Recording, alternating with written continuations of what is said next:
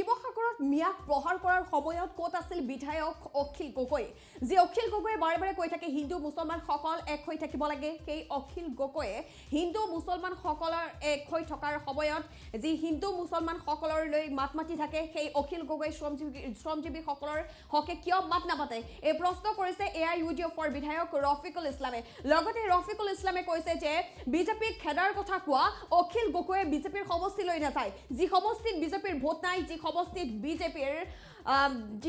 বিজেপিৰ কোনো সংগঠন নাই সেই সমষ্টিত ঘূৰি থাকে বিধায়ক অখিল গগৈলৈ প্ৰশ্ন উজনি অসমত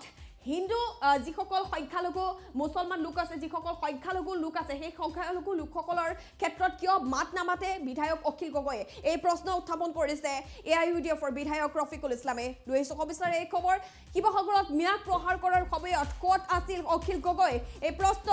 এতিয়া অখিল গগৈলৈ হিন্দু মুছলমান এক হৈ থাকিব লাগে বুলি কোৱা অখিল গগৈয়ে কিয় শ্ৰমজীৱীৰ হকে মাত নামাতে এই প্ৰশ্ন উত্থাপন কৰিছে এতিয়া এই প্ৰশ্ন অখিল গগৈক কৰিছে AIUDFৰ বিধায়ক ৰফিকুল ইছলামে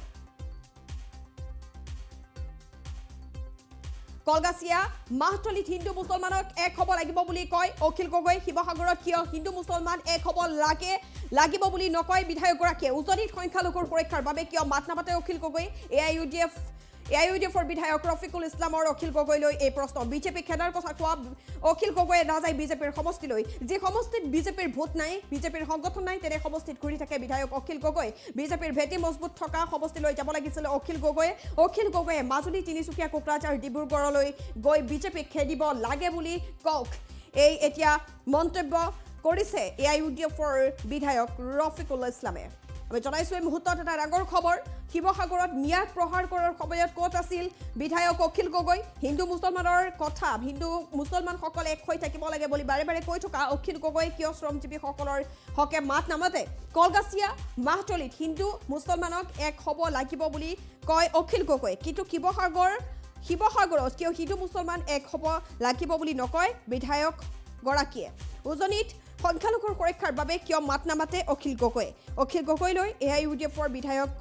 ৰফিকুল ইছলামৰ এই প্ৰশ্ন বিজেপি খেদাৰ কথা বাৰে বাৰে কৈ থকা অখিল গগৈয়ে নাযায় বিজেপিৰ সমষ্টিলৈ যে সমষ্টিত বিজেপিৰ ভোট নাই বিজেপিৰ সংগঠন নাই তেনে সমষ্টিত ঘূৰি থাকে অখিল গগৈ বিজেপিৰ ভোট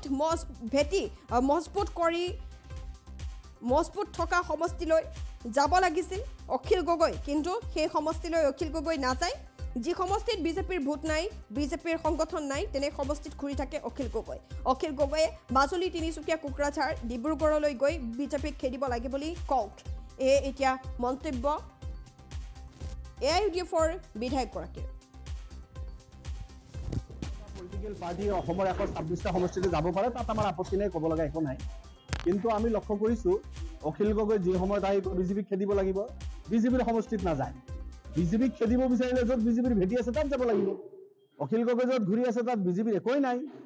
বিজেপিৰ কোনো প্ৰতিনিধি নাই সংগঠন নাই ভোট নাই তাতে আহি কয় বিজেপিক খেদিব লাগিব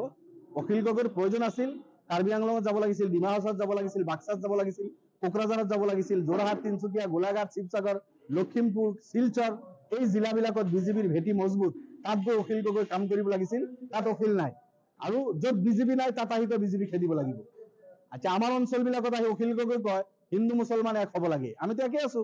আমাৰ এই অঞ্চলবিলাকত হিন্দু মুছলমান আমি একেলগে থাকো কোনো কাজিয়া নাই কিন্তু আপাৰ আছামত য'ত লয় অসমৰ এই শ্ৰমজীৱী মানুহখিনিক পিটি ফালি দিলে পিটি অখিল গগৈ তাতে কথা নুফুটিল অখিল গগৈৰ মুখেদি কথা নোলালে অখিলৰ সমষ্টিৰ পৰা লয় অসমৰ লেবাৰবিলাকক পিটি খেদি দিলে অখিলে সন্মুখত থিয় নিদিলে অখিলে প্ৰটেকশ্যনৰ কথা দাবী নকৰিলে অখিলে কোনো আন্দোলন নকৰিলে এইটো হ'ল অখিলৰ চৰিত্ৰ মই ভাবো এইবিলাক মানুহে বুজি পাব অখিল এক্সপ'জ হ'ব অখিলে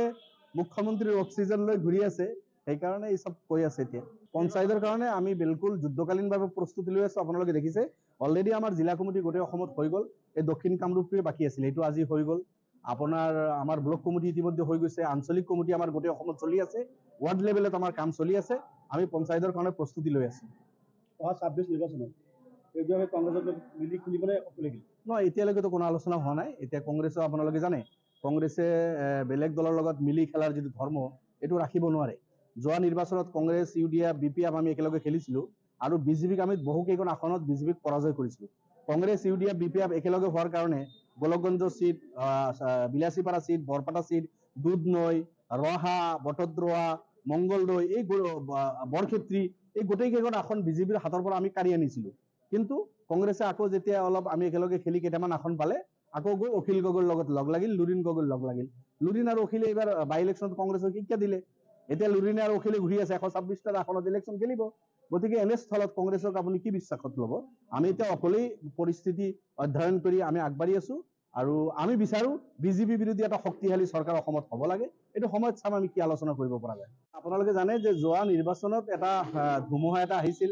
দিল্লীত মোদীক হটাব লাগে, ৰাহুল গান্ধী প্ৰাইম মিনিষ্টাৰ হ'ব বুলি এটা আলোচনা চলিছিল। তেনেকে মানুহে এটা পক্ষত ভোট দিলে, কিন্তু মানুহে এতিয়া দেখিলে নহ'ল। মোদী আকৌ আহিলে, বিজেপি আকৌ আহিলে। আজমল চাহাবৰ নিচিনা এজন মানে উপযুক্ত দক্ষ মানৱ দৰদী এজন নেতাক হৰুৱাই এতিয়া জনগণে এই কথাটো কিন্তু আলোচনা কৰি আছে যে এই কথাটো ঠিক হোৱা নাই। আজমল চাহাব এজন যোগ্য প্ৰতিনিধি আছিল, তেখেতক নিদিয়াটো ভুল হোৱা বুলি বহুতে আলোচনা কৰে এতিয়া। গতিকে আমি আকৌ হয়, আমাৰ মাননীয় সভাপতি হাৰিছে, আমি আঘাত পাইছিলো, কিন্তু সেই আঘাতখিনি আমি আঘাতৰ পৰা আমি ওপৰত উঠি আহি এতিয়া কাম কৰি আছো আৰু শক্তিশালীভাৱে কাম কৰি যাম।